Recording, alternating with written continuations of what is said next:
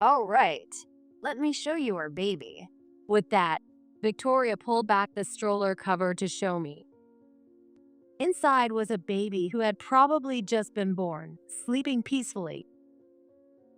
She's adorable, right? Don't get jealous now, infertile woman. Victoria, whom I had cherished like a little sister, had stolen my beloved Frank. He had betrayed me, and the child I couldn't have ended up with Victoria. Back then, I was in complete despair. But now I can tell my past self this. If you keep living honestly, miracles will come your way.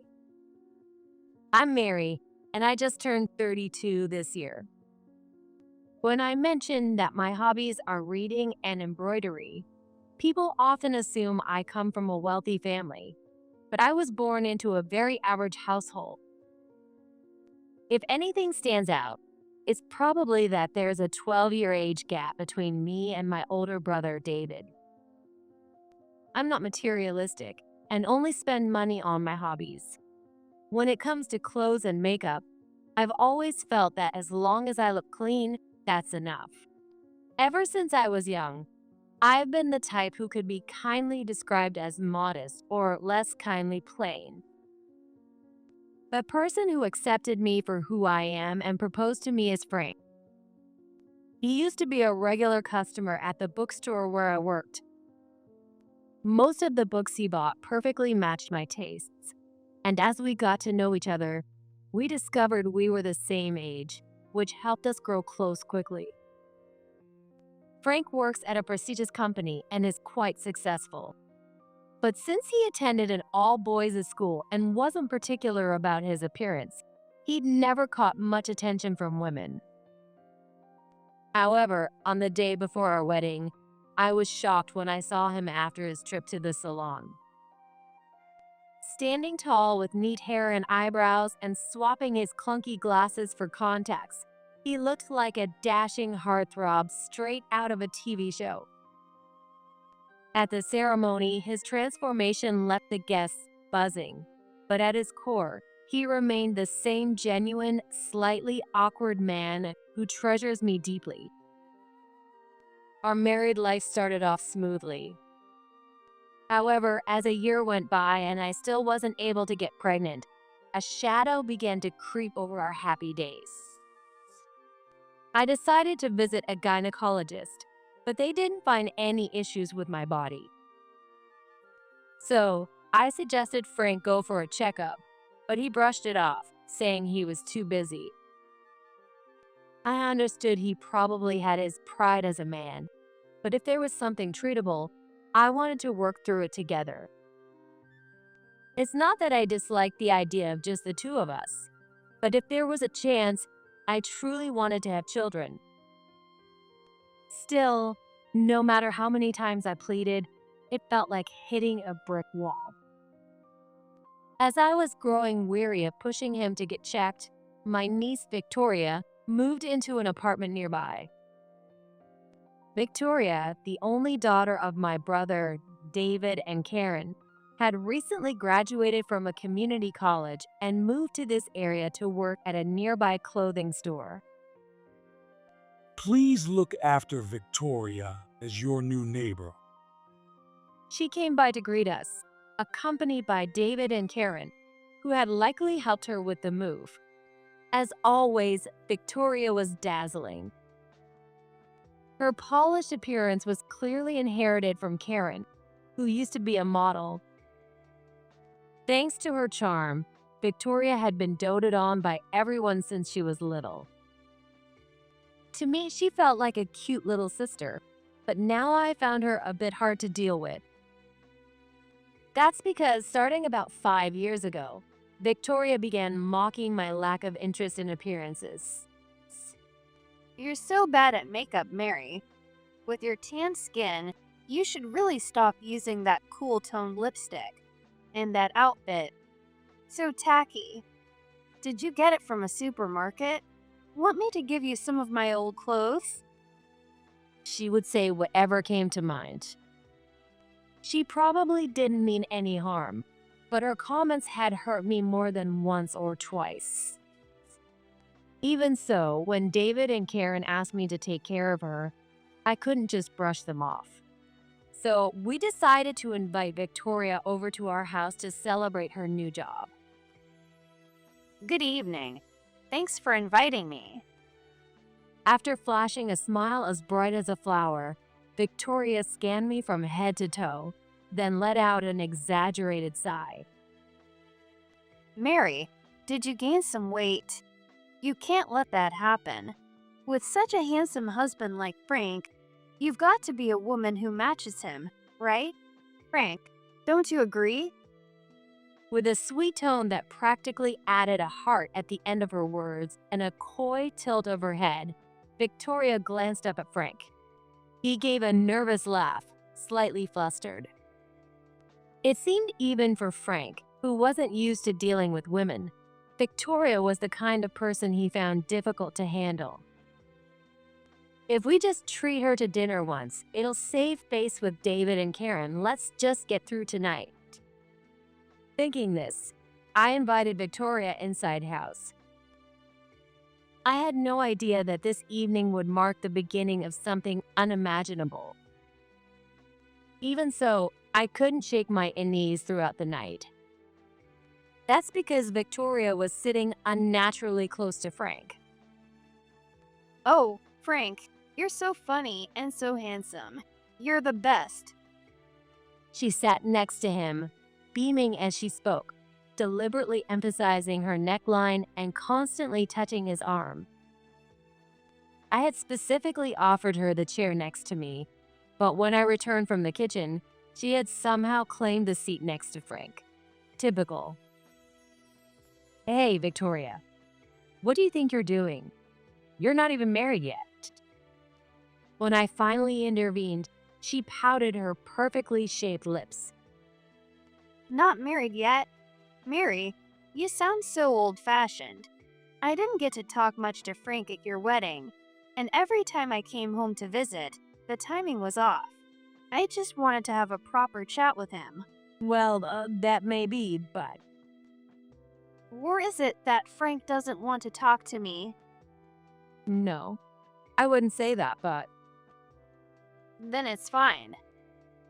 At Victoria's sweet voice and coy smile, Frank blushed and looked away, asking me for help. By the way, Frank, I think you got a call on your phone earlier.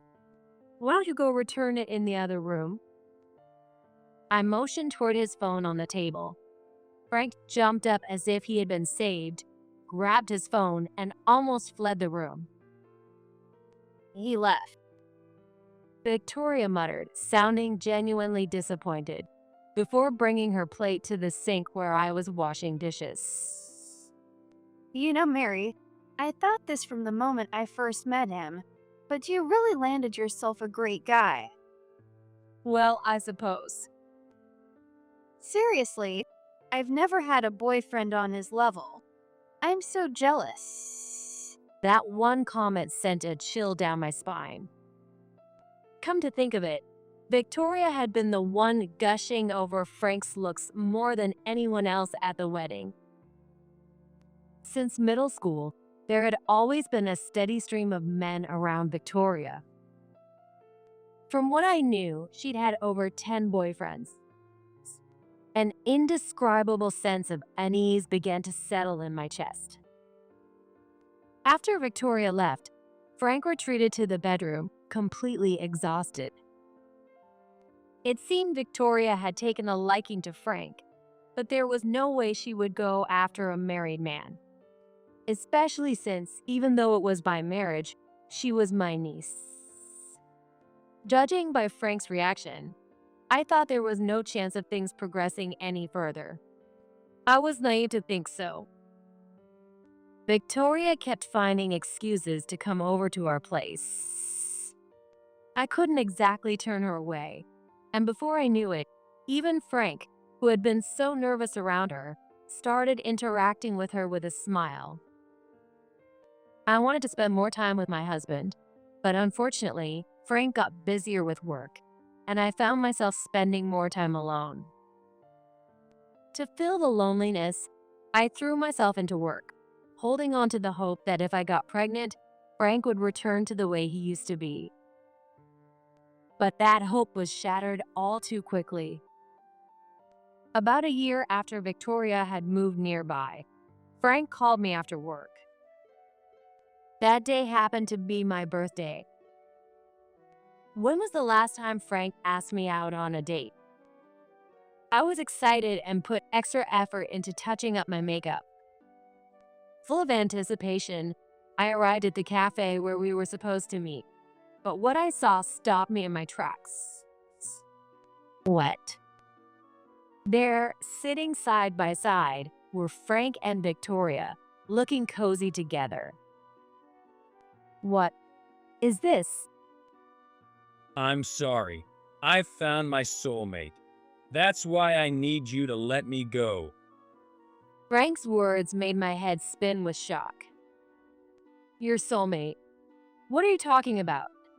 This can't be real. I'm sorry, Mary, but we couldn't help it.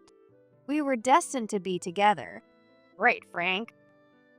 Victoria.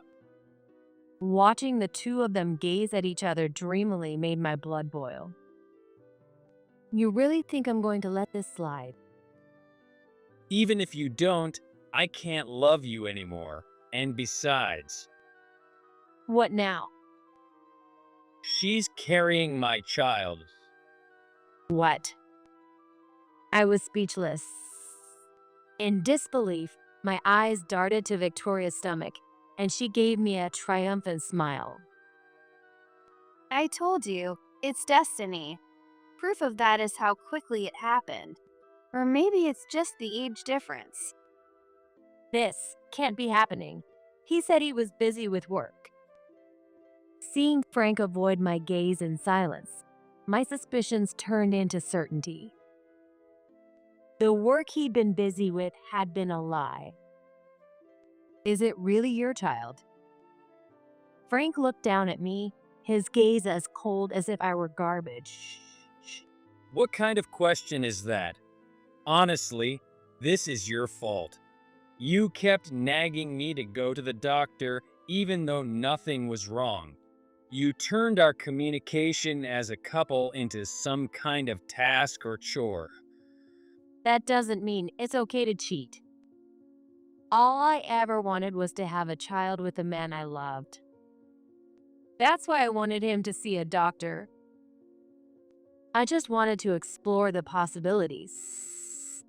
A whirlwind of emotions swirled inside me, and I couldn't find the words to express them.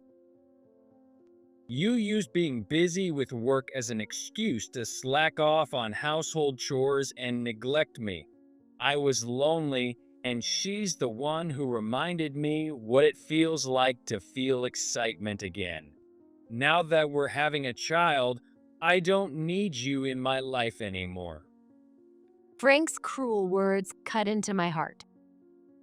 The memories of the happy days we spent discussing books we both loved flashed before my eyes like a slideshow. As Victoria leaned affectionately against Frank, caressing her stomach with a loving expression, Frank gently stroked her hair. The sight made my skin crawl. The girl I had cherished like my little sister had stolen Frank, my beloved husband. She now carried their baby I couldn't have, while I had been betrayed by them both. The weight of this unbearable reality pressed down on me. I felt the blood drain from my face, and my vision went dark. I didn't even have the strength to confront them. Frank calmly placed a completed divorce agreement on the table. This decision is partly your responsibility too. I'll make sure you get proper alimony, so just sign it. You expect me to sign this now? Of course, Victoria won't feel secure until it's done. I want to minimize the stress on her body for the sake of our baby.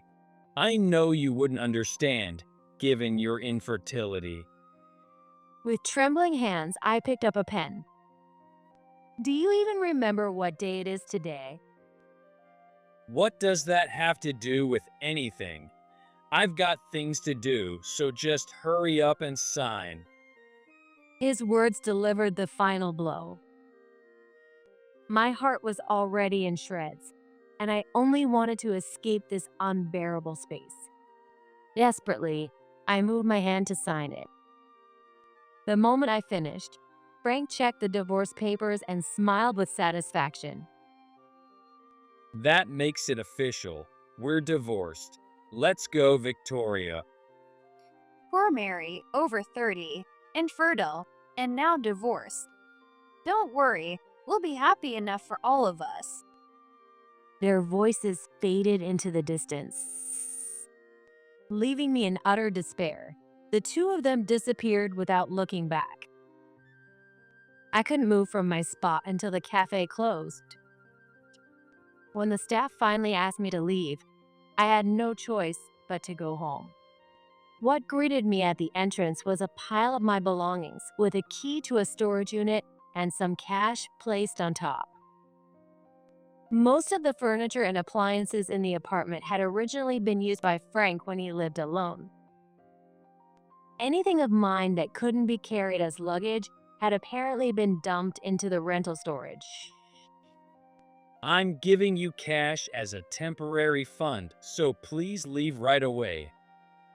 Frank said that to me, and it felt as if he was willing to pay just to end things and get rid of me as quickly as possible. Heartbroken, I fled and began living in a hotel. Before long, Frank, without any hesitation, wired a lump sum alimony payment that was significantly larger than expected, likely including Victoria's share as well. When I saw the sudden increase in my bank balance, something inside me snapped, and whatever faint feelings I still had for Frank and Victoria disappeared completely, leaving not a speck behind. A few days later, as I was slowly crawling out of the emotional abyss, I received a series of calls from my parents, David and Karen. They must have heard about Victoria's pregnancy and marriage. Whatever lies Frank and Victoria had spun, it was now being portrayed as Frank falling for Victoria as my marriage deteriorated, leading to an amicable divorce and a subsequent proposal. Victoria's pregnant. When did you two divorce? What on earth happened? Well, I found myself at a loss for words. It would have been easy to say it was all a lie, but I couldn't bear to dredge up the memories I had only just started to heal from. Yes, it's true we're divorced, and Victoria is carrying Frank's baby. I'm sorry, but I don't want to hear about those two anymore. That tone tells me something happened. We need to sit down and talk about this as a family. No, please. If you care about me, don't make me face them again. My desperate plea was finally accepted by them. Even though there's suspicion about the timing of the baby, knowing Victoria, she'd undoubtedly smooth it over with clever lies. Besides, with our divorce finalized and the alimony paid, there was no room left for emotional arguments. Any superficial apology would feel hollow and meaningless. Moreover, for my elderly parents, Victoria was their beloved granddaughter, and for David and Karen, she was their precious only daughter.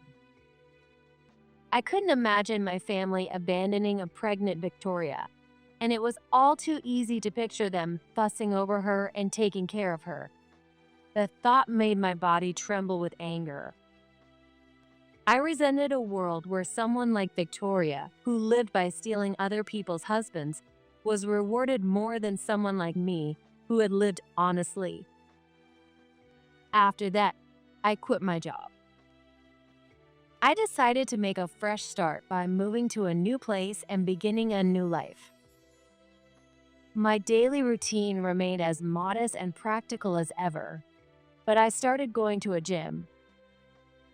Back in school, I was the type who dreaded gym class the most, preferring indoor activities. However, on weekends, I found myself restless, unable to sleep as unwanted memories resurfaced. During that time, my friend recommended trying out a free session at a gym, saying exercise might help.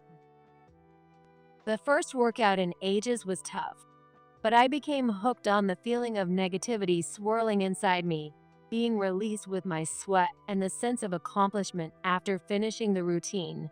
So I started going about once a week. One day, as I was quietly going through my workout without speaking to anyone, someone called out to me from behind. Is that you, Mary? Do I know anyone here?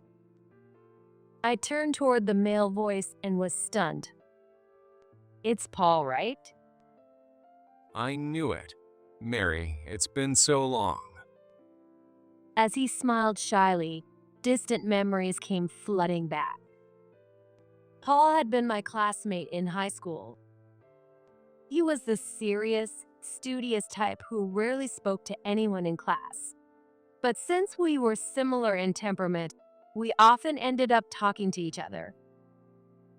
Back then, he was unassuming, but now, standing before me, he was a refined, confident man with a charm that Frank never had. I couldn't help but feel a flutter in my heart. We had lost touch after graduation, but our conversation flowed easily during this unexpected reunion. From that day on, we started keeping in regular contact, and naturally, our friendship blossomed into a relationship. Sometime later, Paul proposed to me. I need to tell you something. I might not be able to have children. Then we'll just live our lives together, the two of us. His kind smile as he said those words made me realize I wanted to spend the rest of my life with him. About a year after our reunion, we got married and held a small photo wedding at a tiny chapel, just the two of us. 2 years later, we were spending the day at an outlet mall. While taking a break in the food court, I felt a tap on my shoulder. When I turned around, I saw the two people I had hoped never to see again. It's been a while. How have you been? Still as plain as ever, Mary. Wow, you've aged, haven't you? Looking pretty rough. Frank and Victoria smirked at me. Even in a public place like this, they had no qualms about belittling me as if it were the most natural thing in the world. There's a saying that people take after those they associate with, and the once dapper Frank, who had resembled an elite businessman, now looks like a flashy, overweight older man who matched Victoria perfectly. Why are they here on a weekday? Don't they have jobs? What do you want? Hey, can we have your table? Why? I sat here first. Oh, come on. I know someone like you wouldn't understand, but it's really tough getting around with kids. Come on over, Cinderella. I nearly spat out the water I was drinking. Excuse me, what did you just say? Peeking out from behind Victoria was a little girl around 3 years old, with long blonde hair tied back and wearing a dress. She had a cute face, but there was a certain sadness in her expression. Isn't she beautiful? She's just like a real princess, don't you think? Her hair. Wait, did you dye it? Of course. You can't have a Cinderella without gorgeous blonde hair. Dyeing such a young child's hair and calling her Cinderella? While I stood there, speechless, Victoria kept talking with a grin, seemingly misunderstanding my reaction. Oh, right. Let me show you our baby. Here's Ariel. With that, Victoria pulled back the stroller cover to show me. Inside was a baby who looked like she had only been born recently, peacefully sleeping. Adorable, isn't she? Don't get jealous now, infertile woman. Listen, In a world with declining birth rates, people like me who have kids are the most important. You're an adult, so worst case, you can stand while you eat, right? Now move. No, I'm here with someone too. I wasn't the same person I used to be. Victoria, clearly not expecting me to talk back, glared at me in frustration. At that moment, a voice broke through.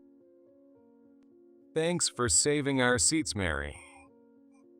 Paul appeared with a smile, carrying 2 infants in his arms, and Frank and Victoria stared at him, mouths hanging open in shock. What?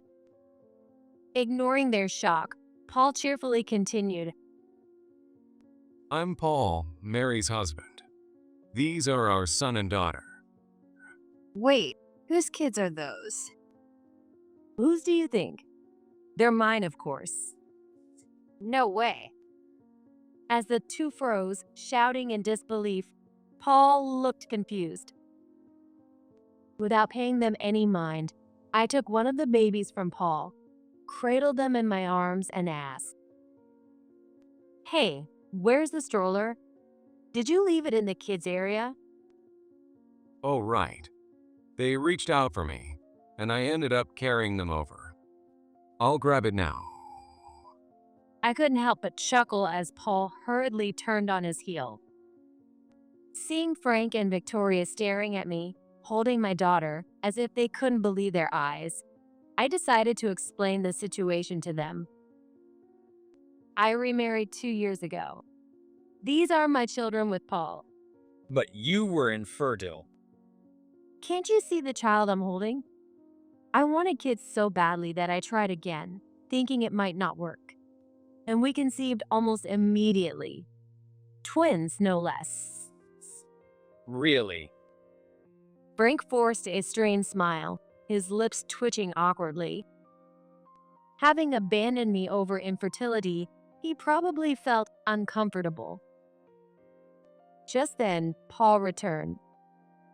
He was pushing a double stroller, smiling shyly with a hint of embarrassment. Sorry for the wait. Here, let's put them in. They've been playing a lot, so I bet they'll fall asleep soon. I gently placed our daughter into the stroller. When I looked up, I noticed Victoria fidgeting and casting glances at Paul. Her gaze was that of a predator eyeing its prey. Nice to meet you. So, your name is Paul? I'm Victoria, Mary's niece. I have kids too, and I'd love for us to get along. Paul had been smiling politely, but his expression shifted to a frown. He glanced at me, and I gave him a knowing look, to which he nodded subtly. Seriously, showing such a blatant interest in Paul right in front of her own daughter and Frank? Sure, Paul is handsome, and compared to Frank, who's standing next to her, it's like night and day. Even Frank and Victoria's daughter seemed taken aback by Victoria's sudden shift in demeanor. That's it. To strengthen family bonds, let's have a meal together. Without waiting for permission, Victoria sat down at the table and instructed Frank to fetch a high chair for the kids. I immediately regretted choosing a 4-person table with extra space. You're so handsome. What do you do for work? Wait, you're a doctor. A good-looking doctor? That's amazing. Ignoring her own family, Victoria spoke to Paul in a sugary tone, talking nonstop. I couldn't help but scoff at her. The same tactics as 3 years ago. Planning to steal Paul from me this time too? Victoria flinched visibly. She quickly raised her head and smiled at Paul with a coy look. Did you hear that? Mary always says such mean things because she feels like she can't compete with me as a woman. Her long nails slowly, almost deliberately, inched toward Paul's hand. I just want to get to know you better, Paul. I'd like you to know more about me too. The moment Victoria reached out to take Paul's hand, a sharp slap echoed. Enough. Stop this right now. What? Victoria froze, looking stunned, as if she had never experienced rejection from a man before. I know all about you too. After what you did, I can't believe you have the audacity to show your faces in front of Mary. It's often said that beautiful people can appear intimidating when angry, and Paul, with his refined looks, was no exception. His frosty gaze bore down on Victoria, who looked utterly baffled by the treatment she was receiving. Well, you shouldn't believe everything a divorced woman says. I'm divorced too. Oh my God. Victoria faltered, quickly silenced by Paul's sharp reply. 3 years ago, on the day we reconnected, I learned that Paul had also been through his divorce. His ex-wife had been careless with money and unfaithful in her relationships, which caused him to lose patience and ultimately divorce her. I shared that I had gone through a similar ordeal, confessing the chaos that had unfolded in my own life. He was outraged on my behalf, as if it had happened to him. Because we had both experienced similar pain, I was confident we would never betray each other. Well, you know me from stories you've heard, right? Does this help clarify? Paul pulled a thick pair of glasses out of his bag, the kind he used regularly at work, and put them on. Then he covered his mouth with a handkerchief. No way. Doctor? Correct. Victoria's face turned pale as she looked down, while Frank and I stared in confusion, unsure of what was happening. As Paul put away his glasses, he calmly spoke. I know Victoria from a professional perspective, as a doctor and patient. I didn't know her name at the time, and I certainly didn't realize she was the person Mary had been talking about. His words made me gasp as the pieces clicked into place. So, what does that mean? Paul and I exchanged a glance. Paul likely wouldn't say it outright. Paul's clinic is an obstetrics practice, and I wasn't infertile. You can figure out the rest. Oh? Frank's eyes darted toward our twin daughters. No way. You're kidding, right? That's not true. It's all lies, every bit of it. And you, how can you just stand there and say nothing while I'm being humiliated like this? You're the one who started flirting with other men when you had me. Flirting? You? In the last few years, you've gotten so fat, you're not even a man to me anymore. You're just an ATM. Victoria screamed, her voice filled with rage, while Frank stood there, stunned and motionless. I didn't do anything wrong. Nothing at all. I just want to be happy. I just want to live happily ever after with my prince. Her eyes unfocused, as she muttered to herself, left Frank pale and speechless. As the stares of those around us intensified, Frank's mouth opened and closed, as if begging for help, but no words came out. Do something about this. She's your niece, and I'm the man who used to be your husband. If you help, I'll go home and explain everything about you to the family. I don't need that. What? I'm already on good terms with my family, and I've cut ties with Victoria. I even visit home from time to time. I just don't stay long because I don't want to see either of you. You and I are strangers now, and I have no reason to help you. You're the one who chose Victoria. Take your responsibility and bring her home. Frank, looking flustered, dragged Victoria away from the scene as if trying to escape the growing commotion. Left behind with the stroller, The little girl stood frozen with a vacant expression. I gently spoke to her. I'm so sorry you had to go through this. It's okay. I'll call your grandparents to come and get you. Her face lit up immediately. I called David and Karen. They were reasonable people.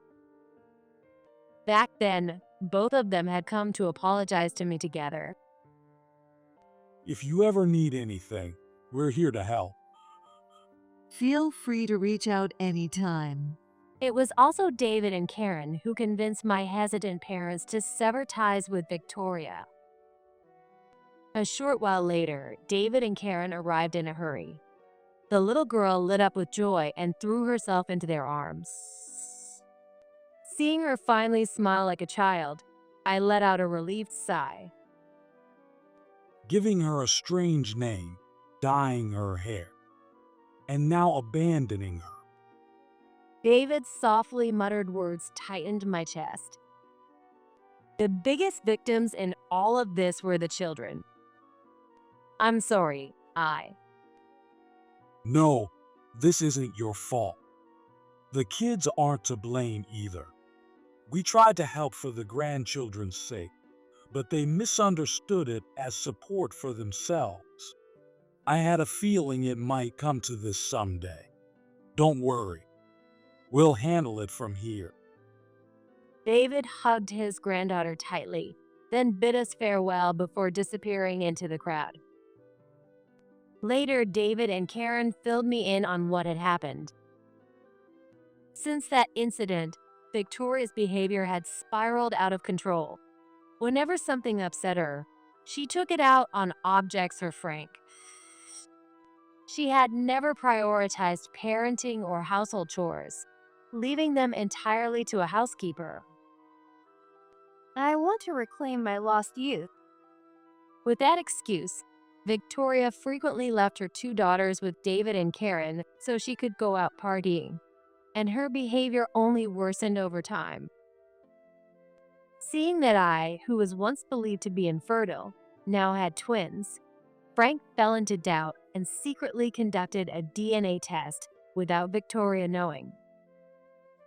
As a result, he discovered that neither of the two daughters was biologically his, and Frank's anger exploded. Around the same time, Frank was demoted at work.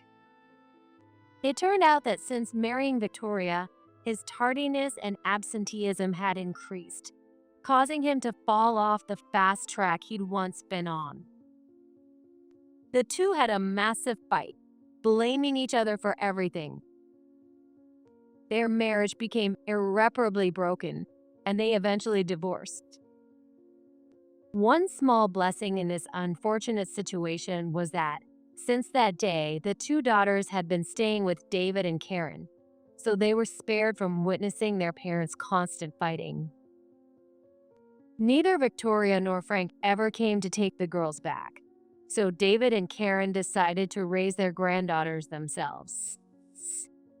Even if either parent tried to take them back, they wouldn't hand the girls over unless the environment was suitable. I hope those girls grow up happy with their grandparents who genuinely care for them.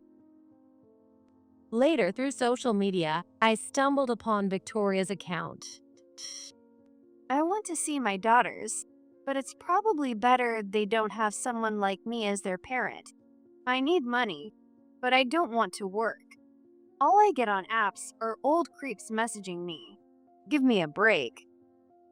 From her stream of complaints and depressive poetry, it seemed Victoria had spiraled into a lifestyle of clubbing and excessive spending, which ultimately ruined her. For a while, she relied on various men for support, but now she was working in nightlife to make ends meet while paying off her debts. Poor thing. What will she do when she can no longer trade on her youth and beauty? The twins, who had been sleeping in their crib, started crying, calling for me. You're awake now. I closed her page, put my phone aside, and went to my beloved children. After that, I never looked at her social media again, 6 months later, on a weekend, we went to a beautiful tourist spot known for its flowers.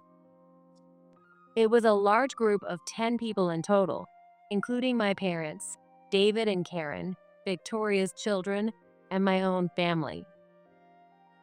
Everyone brought food to share, and we planned to enjoy the outing together.